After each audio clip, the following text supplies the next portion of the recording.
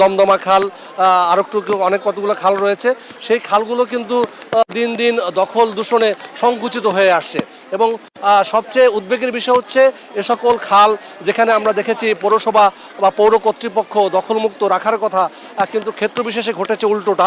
আমরা যতদূর জানি যে ফেনীর যে পাগল কিছু অংশ বড় বাজারের পাশে পশ্চিম পাশে, সেখানে কিন্তু স্বয়ং পৌরসভা কলগুলো স্থাপনা পুরো খালের উপরে স্থায়ীভাবে করেছে, যার কারণে বৃষ্টির পানি সেখান থেকে নামতে পারে না। ওখান থেকে গেলে পানির নামার গতি কমে যায়, যার কারণে সেই ইফেক্টটা পড়ে পুরো শহর জুড়ে। এবং স্থানীয়রা যেটা বলছে যে এর আগে যখন ওই পাগলি ছড়াতে এই খালগুলো স্থাপন করা বা দোকানগুলো স্থাপন করা হয়নি খালের উপরে, তখন কিন্তু এরকম দুর্গন্ধতা হতো না। যেটা বলছে যে পানিগুলো নেমে যাওয়ার যে সোর্স সেখানেই কিন্তু বাধাগ্রস্ত হচ্ছে। এছাড়া এই পাগলি ছড়া, দমদমা খাল, আরও কয়েকটি খাল রয়েছে, সেগুলো কিন্তু যে প্রশস্ততা থাকার